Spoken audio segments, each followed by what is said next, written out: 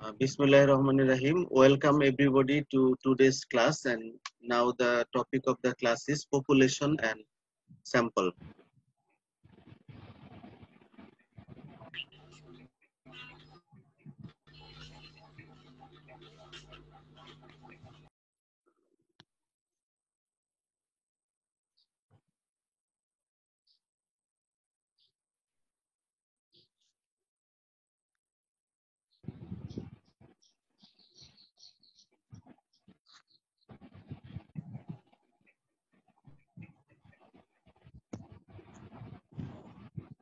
প্রথমেই আমরা দেখি যে পপুলেশন কি। এখানে আগেই বলেছি যে এখানে কিন্তু স্ট্যাটিস্টিক্স এ পপুলেশন মানে জনসংখ্যা না।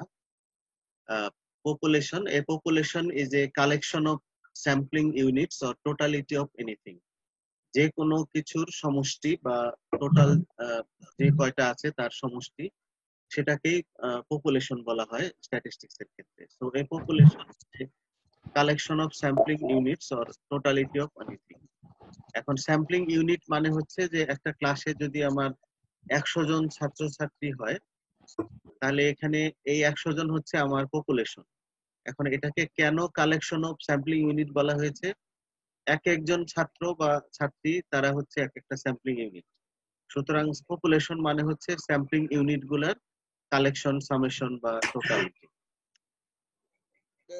এই পপুলেশন আবার দুরকম আছে, একটা স্টাডি পপুলেশন আর একটা হচ্ছে টার্গেট পপুলেশন। এর মধ্যে সূক্ষ্ম একটু পার্থক্য আছে। আমি আগে সংজ্ঞা বলে পরে উদাহরণ দিলে আপনাদের কাছে আরো ক্লিয়ার হবে। যে study population, practical population on which the study is conducted. Actually যে পপুলেশনের উপরে স্টাডি পরিচালিত হয় সেটা হচ্ছে স্টাডি পপুলেশন।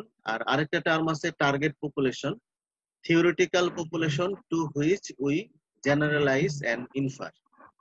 তো আমি একটা উদাহরণ দিই, তাহলে আপনাদের বিষয়টা ক্লিয়ার হবে।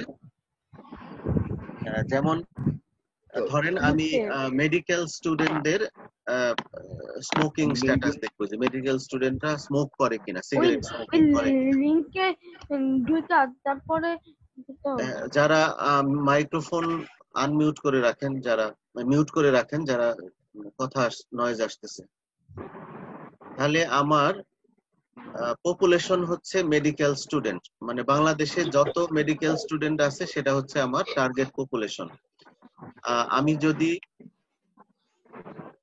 বিষয়টা যদি এমন হয় যে আমি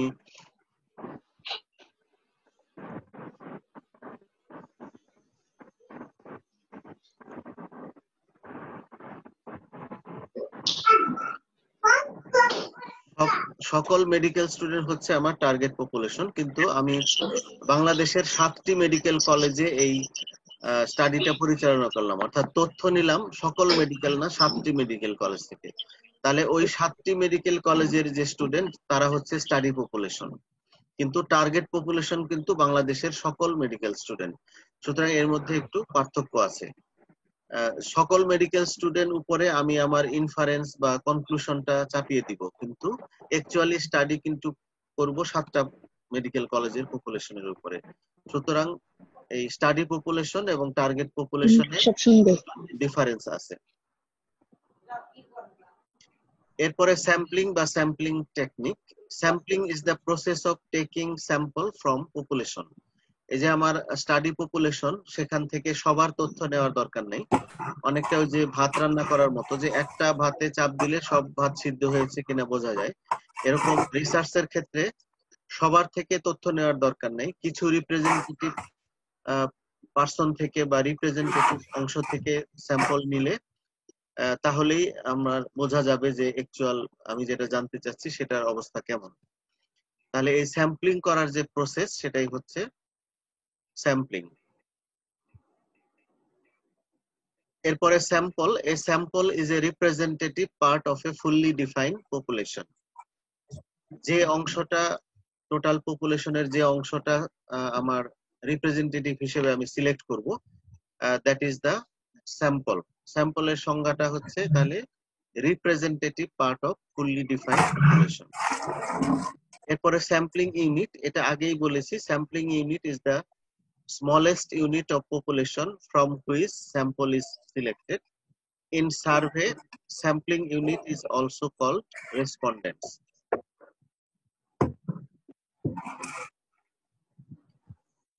এরপরে আরেকটা টার্ম হচ্ছে স্যাম্পলিং ফ্রেম। প্রত্যেকটা টার্ম আলাদাভাবে মনে রাখতে হবে।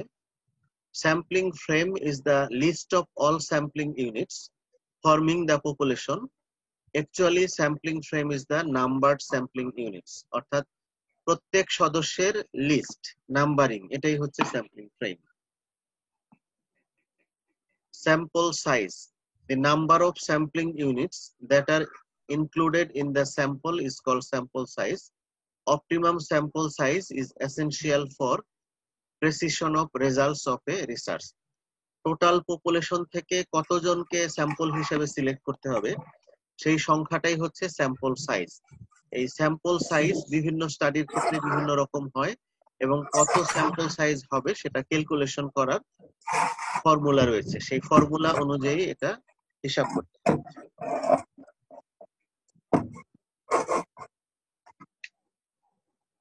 Characteristics of a good sample. একটা গুড স্যাম্পলের তিনটা ক্যারেক্টারিস্টিক্স হবে, যে একটা গুড স্যাম্পল রিপ্রেজেন্টেটিভ হবে, অর্থাৎ পপুলেশনকে সে রিপ্রেজেন্ট করবে, টোটাল পপুলেশনকে। আনবায়াসড হবে এবং প্রেসাইজ হবে। এখন স্যাম্পল রিপ্রেজেন্টেটিভ হয়েছে কিনা এটা বোঝার জন্য দেখতে হবে যে এ sample composition must be like that of population composition.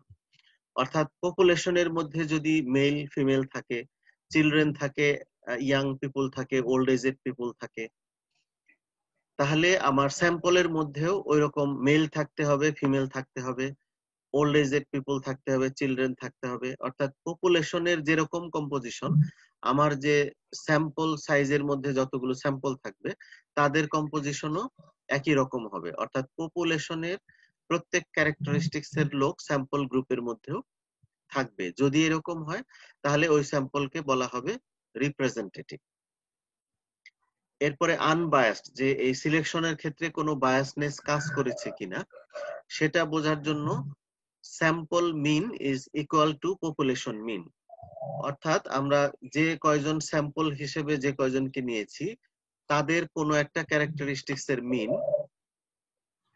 Total পপুলেশনের যে মিন তার সমান বা কাছাকাছি হবে। অর্থাৎ আমি আমার ক্লাসে ধরেন 200 জন স্টুডেন্ট আছে, সেই 200 জন থেকে 20 জনকে আমি লটারি করে সিলেক্ট করলাম, তাহলে এই 20 জনের গড় বয়স ওই 200 জনের গড় বয়সের সমান হবে অথবা কাছাকাছি হবে। যদি সমান বা কাছাকাছি হয় তাহলে আমরা বলবো যে সিলেকশনটা আনবায়াসড হয়েছে। এরপরে প্রেসিশন বা প্রেসাইজ হবে কিভাবে? Repeated sample means are close to each other. যে 200 জন থেকে আমরা লটারি করে একবার 20 জন সিলেক্ট করলাম, তাদের গড় বয়স হলো 19 বছর মানে ধরেন আর কি। আবার আরেকবার অন্যভাবে আবার লটারি করে অন্য 20 জন বা যে কোনো 20 জন আবার সিলেক্ট করলাম, তখনও তাদের গড় বয়স 19 বছর হবে। আবার তৃতীয়বারও যদি লটারি করে নতুন ভাবে সিলেকশন করি তাদের গড় বয়সও 19 বছর হবে বা কাছাকাছি হবে। যদি এরকম হয় তাহলে ওই স্যাম্পলকে বলা হবে precise.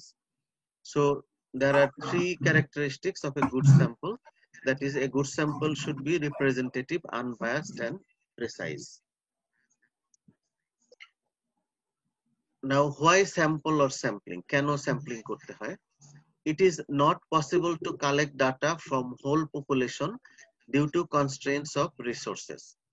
The goal of sampling is to collect data from the part of population that are representative of the entire population.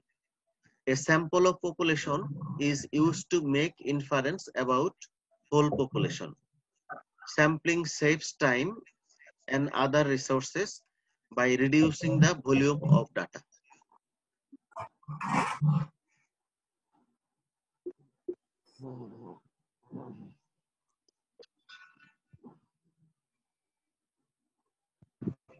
Steps of sampling বা selecting the samples, কতগুলো স্টেপস ফলো করতে হয়। যে স্যাম্পলিং করতে গেলে প্রথমে ডিফাইনিং টার্গেট পপুলেশন, টার্গেট পপুলেশনকে define করতে হবে, নির্দিষ্ট করতে হবে। ডিটারমাইনিং স্যাম্পল ফ্রেম, অর্থাৎ যদি পাওয়া যায় তাহলে পার্টিসিপেন্টদের বা টোটাল পপুলেশনের লিস্ট করতে হবে। এনলিস্টিং দ্য রিসার্চ অবজেক্টিভ। আচ্ছা, আমি রাজীব সরকারকে দেখতে পাচ্ছি। আপনি শুয়ে শুয়ে ক্লাস করছেন, এটা ঠিক না। যদি শুয়ে ক্লাস করেন আপনি আমাদেরকে শো করবেন না, ভিডিও অফ রাখেন। আর যদি ভিডিও অন রাখেন তাহলে বসে ক্লাস করুন প্লিজ। নেক্সট স্টেপস হচ্ছে identifying the potential sampling techniques, calculating the sample size, selecting sampling technique which can best help to achieve the research objective, and executing the sampling frame. তাহলে sampling করতে গেলে population ঠিক করে তারপরে sample frame নির্ধারণ করে আমার রিসার্চ অবজেক্টিভ অনুযায়ী তারপরে কোন স্যাম্পলিং টেকনিকটা অ্যাপ্রোপ্রিয়েট হয় সেটা দেখব, স্যাম্পল সাইজ কত হলে ভালো হয় সেটা দেখব, এবং লাস্টে স্যাম্পলিং টেকনিকটা এক্সিকিউট করব। এখন আমরা মেইন ফোকাসে আছি যে what are the sampling techniques. Sampling টেকনিককে ব্রডলি দুই ভাগে ভাগ করা হয়। একটা হচ্ছে প্রবাবিলিটি স্যাম্পলিং, এটাকে আগে বলা হতো র্যান্ডম স্যাম্পলিং। তো প্রবাবিলিটি স্যাম্পলিং অথবা র্যান্ডম স্যাম্পলিং, এখানে বৈশিষ্ট্যটা হচ্ছে যে এই প্রবাবিলিটি স্যাম্পলিং এ পপুলেশনের সবারই ইকুয়াল চান্স থাকবে স্যাম্পল হিসেবে সিলেক্টেড হওয়ার। আর যেটা নন প্রবাবিলিটি স্যাম্পলিং বা নন র্যান্ডম স্যাম্পলিং, এখানে পপুলেশনের সবার ইকুয়াল চান্স থাকবে না সিলেক্টেড হওয়ার। তাহলে প্রবাবিলিটি স্যাম্পলিং এ সবার সিলেক্টেড হওয়ার ইকুয়াল চান্স থাকবে। এবং প্রবাবিলিটি স্যাম্পলিং আবার 5 ধরনের হয়: সিম্পল র্যান্ডম স্যাম্পলিং, তারপরে systematic random sampling, stratified sampling, clustered sampling and multi stage sampling.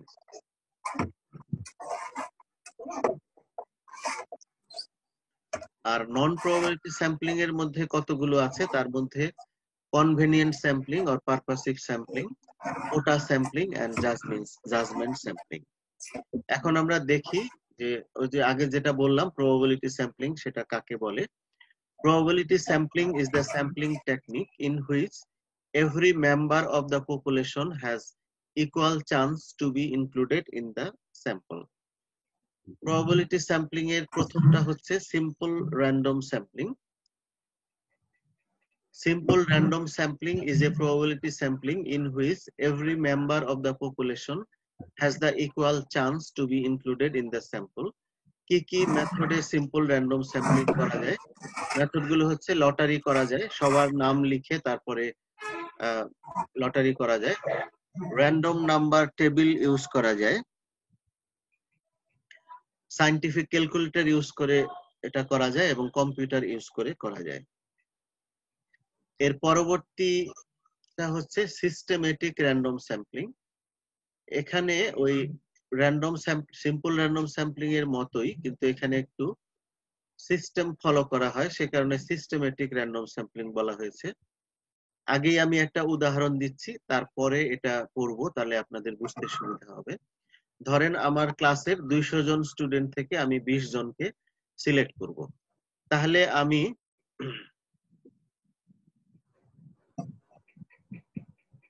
200 জনকে ভাগ দেব। হ্যালো, আমাকে শোনা যাচ্ছে? হ্যালো, জি স্যার, আমরা শুনতে পাচ্ছি। ওকে, হ্যাঁ, 200 জনকে আমরা ভাগ দেব মানে 20 দিয়ে। আমি যেহেতু 20 জন সিলেক্ট করব, 200 জনকে 20 দিয়ে ভাগ দেব। তাহলে ভাগফল কি হলো? 10। এই 10টাকে বলে স্যাম্পলিং ইন্টারভেল বা গ্যাপ, স্যাম্পলিং গ্যাপ। তো আমি কিভাবে এই 20 জন সিলেক্ট করব? প্রথম রোল নাম্বারটা আমি লটারি করে সিলেক্ট করব। ধরেন লটারি করে আমার 5 রোল নাম্বারটা আসলো, তাহলে প্রথম ব্যক্তি হচ্ছে 5 রোল নাম্বারধারী, প্রথম স্যাম্পল। তারপরে 5 এর সঙ্গে 10 যোগ করব, 15তম জন আমার দ্বিতীয় স্যাম্পল। আবার 10 যোগ করে 25তম জন আমার তৃতীয় স্যাম্পল। এইভাবে আমি 10 যোগ করে করে নিতে থাকবো, এবং এক সময় আমার 20 জন হয়ে যাবে। তাহলে এই ধরনের স্যাম্পলিং কে বলা হয় সিস্টেমেটিক র্যান্ডম স্যাম্পলিং। এখন এখানে কি লেখা আমরা পড়ে দেখি যে systematic random sampling is a probability sampling in which sample is taken from a previously numbered population in a systematic order by an interval called sampling interval. Sampling interval key, it is the gap between two sampling units. It depends upon the sample size and population size. Sampling interval সমান total number of population divided by desired sample size. ওই যে মেথডটা আগে আমি উদাহরণ দিলাম সেটাই এখানে বলা হয়েছে যে নাম্বারিং অফ পপুলেশন বা স্যাম্পলিং ফ্রেম নির্ধারণ করতে হবে, তারপরে calculation of sampling interval. First sample should be taken randomly by lottery or other methods of simple random sampling. Then second sample will be first sample plus sampling interval number. Second sample will be first sample, তারপরে second sample, তারপরে একটা third sample হবে। Third sample will be second sample plus sampling interval. Should be continued until desired sample size is obtained. এরপরে stratified sampling. আমরা যদি total পপুলেশনকে কতগুলো strata বা গ্রুপে ভাগ করে নিই, তারপরে যদি স্যাম্পলিং করি সেটা হচ্ছে stratified sampling. Stratified sampling is more efficient than simple random sampling. Population are divided into non-overlapping groups which are called strata. Stratum of doctors, stratum of nurses, stratum of MLSs এরকম। এটারও আগে আমি একটা উদাহরণ দিই তাহলে আপনাদের বুঝতে সুবিধা হবে। যেমন ধরেন আমি ময়মনসিংহ মেডিকেল কলেজ হসপিটালে যারা কাজ করে তাদের জব স্যাটিসফ্যাকশন দেখব। তাহলে এখানে ডক্টররা কাজ করে, নার্সরা কাজ করে, টেকনিশিয়ান কাজ করে, এমএলএসএস কাজ করে। আমি যদি অ্যাজ এ হোল সবার নাম লিখে লটারি করি তাহলে দেখা যাবে যে টেকনিশিয়ান যারা তাদের সংখ্যা কম, তাহলে তারা লটারিতে আসলোই না, তাহলে আমার স্যাম্পল রিপ্রেজেন্টেটিভ হবে না। কিন্তু যদি আমি ডক্টরদের একটা গ্রুপ করি, নার্সদের একটা গ্রুপ করি, টেকনিশিয়ানদের একটা গ্রুপ করি, তারপরে এমএলএসএস দের একটা গ্রুপ করি, তাহলে কি হবে, এই প্রত্যেকটা গ্রুপ থেকে আমি আবার লটারি করে পর্যাপ্ত সংখ্যক স্যাম্পল নিব। তাহলে দেখা যাবে যে আমার ওই যে পপুলেশন কম্পোজিশন এবং স্যাম্পল কম্পোজিশন একই রকম হবে, অর্থাৎ সব সেগমেন্টের লোক আমার স্টাডিতে বা স্যাম্পলের মধ্যে ইনক্লুডেড হবে। তাহলে এইভাবে এখানে দেখেন গ্রুপিংটা কেমন, যে যেটা ডক্টরদের স্ট্যাটাম সেখানে শুধু ডক্টররাই আছে, যেটা নার্সদের স্ট্যাটাম সেখানে শুধু নার্সই আছে, যেখানে টেকনিশিয়ানদের স্ট্যাটাম সেখানে শুধু টেকনিশিয়ান থাকবে। এইভাবে একই রকম বা হোমোজেনাস পারসন নিয়ে যে গ্রুপ হয় সেটাকে বলে স্ট্রাটা। তো এখন দেখেন তৃতীয় পোর্শনে যে কথাটা লেখা আছে যে there is maximum homogeneity within the stratum, অর্থাৎ গ্রুপের মধ্যে একই ধরনের লোক থাকবে, and maximum heterogeneity from stratum to stratum, একটা গ্রুপ থেকে আরেকটা গ্রুপে হেটারোজেনাস, মিল নাই, অন্য ধরনের লোক। তাহলে এই ধরনের গ্রুপিং করার পরে যদি আমি প্রত্যেক গ্রুপ থেকে আবার সিম্পল র্যান্ডম স্যাম্পলিং করে স্যাম্পল নেই, সেটাই হচ্ছে এই স্ট্র্যাটিফাইড স্যাম্পলিং। এটাই বলা হয়েছে যে overall sample is obtained by combining sub samples of each stratum taken by random sampling. এরপরে আরেকটা স্যাম্পলিং আছে ক্লাস্টার্ড স্যাম্পলিং। এটা মনে রাখার জন্য আমি বলি যে আমরা যে কাস্টার্ড খাই ওখানে আম, জাম, কলা, পেঁপে সবকিছু দেওয়া হয়, তাই না? এরকম এইখানে ক্লাস্টার মানেও গ্রুপ। এই ক্লাস্টারের মধ্যে সব ধরনের পিপল থাকবে, অর্থাৎ একটা ক্লাস্টারের মধ্যেই ডক্টরও থাকবে, নার্সও থাকবে, টেকনিশিয়ান থাকবে, এমএলএসএস থাকবে। এইভাবে যদি গ্রুপিং করি তাহলে সেই গ্রুপকে বলা হয় ক্লাস্টার। এবং এই ক্লাস্টার থেকে পরবর্তীতে আবার লটারি করে বা সিম্পল র্যান্ডম স্যাম্পলিং এর মাধ্যমে স্যাম্পল সংগ্রহ করা হবে।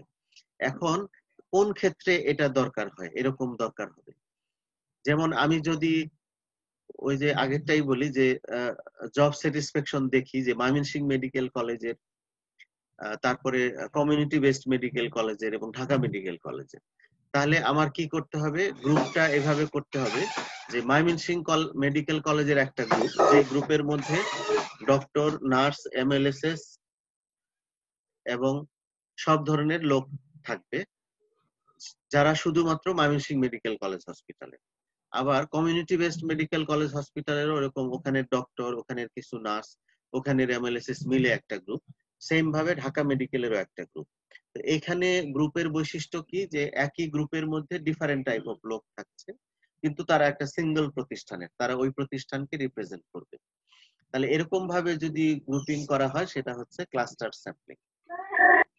Population is grouped into clusters in which in such way that there is maximum heterogeneity within the group. আগেরটার বিপরীত, এখানে গ্রুপের মধ্যেই maximum heterogeneity and maximum homogeneity from cluster to cluster. একটা ক্লাস্টার আরেকটা ক্লাস্টারের মতোই একই রকম লোক নিয়ে গঠিত। Each cluster consists of doctor, nurses, technicians and MLSs. An overall sample is obtained by combining subsamples of each cluster taken by random sampling. এরপরে আসি, এরপরেরটা হচ্ছে multi stage sampling. Sampling is done in more than one stage. এটারও দেখেন যে primary sampling unit selection করব, তারপরে secondary sampling unit select করব, আরেকবার স্যাম্পলিং করে টারশিয়ারি স্যাম্পলিং ইউনিট সিলেক্ট করব, এইভাবে আলটিমেট স্যাম্পলিং ইউনিট পাবো। উদাহরণটা খেয়াল করেন যে বাংলাদেশের সকল ডিভিশন থেকে আমরা লটারি করে একটা ডিভিশন সিলেক্ট করলাম, পরে সেই ডিভিশনের আবার সকল ডিস্ট্রিক্ট গুলোর নাম লিখে লটারি করে আমরা একটা ডিস্ট্রিক্ট সিলেক্ট করলাম, সেই ডিস্ট্রিক্টের আবার সবগুলো উপজেলার নাম লিখে লটারি করে আমরা একটা উপজেলা আলটিমেটলি সিলেক্ট করলাম। এরকম মাল্টিপল স্টেজে যখন স্যাম্পলিং করা হয় সেটাকে বলা হয় মাল্টি স্টেজ স্যাম্পলিং। এই মাল্টি স্টেজ স্যাম্পলিং আমরা ডিজিজ ডায়াগনোসিস এর ক্ষেত্রেও করি। যেমন টিউবারকুলোসিস, প্রথমে সাইন সিমটম দেখে কিছু মানুষকে সিলেক্ট করা হয়, তারপরে চেস্ট এক্সরে বা ইএসআর করে কিছু স্ক্রিনিং করা হয়, তারপরে স্পুটাম এক্সামিনেশন করে আলটিমেটলি ফাইনাল ডায়াগনোসিস করা হয়। তো ক্লিনিক্যাল ক্ষেত্রেও এরকম মাল্টিপল স্টেজে স্যাম্পলিং করার ট্রেডিশন আছে। এরপরে আমরা আসি non probability sampling. Non-probability sampling is the sampling technique in which sample is selected according to the wish or choice of researcher, where every member of population has not equal chance to be included in the sample. কি আছে? Convenient or purposive sampling. Convenient sampling is a non-probability sampling in which sample is obtained according to the convenience of the researcher or to fulfill the purpose of researcher. এখন এটা কখন আমরা করব? যখন রিসোর্সের ঘাটতি থাকে, সময়ের ঘাটতি থাকে, তখন এরকম কনভেনিয়েন্ট বা পাসিভ স্যাম্পলিং করতে হয়। এটার ডিসঅ্যাডভান্টেজ হচ্ছে sample may not be representative of the population. যদি এইভাবে স্যাম্পলিং করা হয় সেটা টোটাল পপুলেশনকে রিপ্রেজেন্ট নাও করতে পারে। এরপরে কোটা স্যাম্পলিং, এটা আমরা সবাই পরিচিত। আমরা জানি যে বিভিন্ন ভর্তি পরীক্ষায় বা বিসিএস এ যে কোটা থাকে, বিসিএস বা ভর্তি পরীক্ষা এগুলো এক ধরনের স্যাম্পলিং, অর্থাৎ আমরা অনেক মানুষ থেকে কিছু মানুষকে সিলেক্ট করি। এই প্রক্রিয়াগুলো এক ধরনের sampling technique.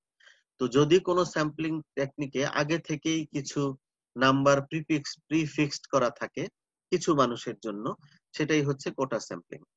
The quota sampling is a non-probability sampling in which prefixed number of samples are collected from a specified population.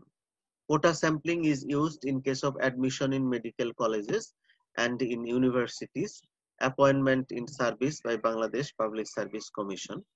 এটারও ডিসঅ্যাডভান্টেজ হচ্ছে sample may not be representative of a population. তো রিসার্চের ক্ষেত্রে কখন কোটা স্যাম্পলিং করতে হয়? ধরেন আমি একটা কমিউনিটিতে স্টাডি করব যেখানে কোনো একটা শ্রেণীর মানুষ খুব কম আছে। ধরেন যদি কোনো ওয়ার্কিং গ্রুপ দেখি যে আমি যে এরিয়ায় স্টাডি করব সেখানে কিছু চা শ্রমিক আছে। এখন আমি যদি অ্যাজ এ হোল স্যাম্পলিং করি তাহলে এই চা শ্রমিকরা নাও আসতে পারে। এই জন্য আমি ধরে নিব যে আমি 5 জন চা শ্রমিক রাখবো, তারপরে বাকি স্যাম্পল গুলো নিব। এরকম আগে থেকেই যদি ডিসাইড করা থাকে সেটাই হচ্ছে কোটা স্যাম্পলিং। এরপরে হচ্ছে জাজমেন্ট স্যাম্পলিং। এটা আগে আমি উদাহরণ দিয়ে নেই, তারপরে বলবো। ধরেন আমাকে প্রিন্সিপাল স্যার বলল যে আপনি থার্ড ইয়ারের স্টুডেন্টদের থেকে 5 জনকে সিলেক্ট করে দেন ডিবেটের জন্য, বিতর্ক প্রতিযোগিতার জন্য। তো এখন আমি যদি খুব নিউট্রাল ভাবে এই 200 জন থেকে লটারি করে 5 জনকে সিলেক্ট করে দেই, তাহলে এমনও হতে পারে যে যারা সিলেক্টেড হলো তারা কথাই বলতে পারে না। তাহলে আমার ডিবেটের পারপাস ফুলফিল হবে? হবে না। তখন কি করতে হবে, যে আমি যাদেরকে চিনি, যারা ভালো কথা বলতে পারে, ভালো ডিবেট করতে পারে, তখন আমি আমার জাজমেন্ট অ্যাপ্লাই করে তাদেরকে সিলেকশন করে দেবো। এটাই হচ্ছে জাজমেন্ট স্যাম্পলিং। তো রিসার্চের ক্ষেত্রে কখন দরকার হয়, যেমন ধরেন আমি ময়মনসিংহ মেডিকেল কলেজ হসপিটালের বিষয়ে কোনো একটা বিষয়ে মতামত নিব। তো মতামত নেওয়ার ক্ষেত্রে এখন আমি যদি একজন এমন একটা বিষয়ে মতামত চাই যেটা একজন এমএলএসএস জানেই না, তার কাছে মতামত চাইলে হবে না। তাহলে সেক্ষেত্রে আমার ডিরেক্টর স্যারকে চুজ করতে হবে যে উনি এই বিষয়ে বলতে পারবে। এরকম রিসার্চার্সের জাজমেন্ট অ্যাপ্লাই করে আমরা যে স্যাম্পলিং করি সেটাই judgment sampling. So judgment sampling is a non-probability sampling in which researcher uses his or her judgment to select sample necessary when performance is important, as for example selection of students for debates or tournaments. Effective sampling depends upon choosing and defining the target population, effective sample size, availability of the sampling frame, choosing appropriate sampling method, and executing the sampling method in a proper way. তো thank you. এই class এখানে শেষ। আপনারা আবার disconnected হয়ে আবার নতুন ভাবে পরের ক্লাসের জন্য কানেক্টেড হবেন। Thank thank you you sir. Thank you sir.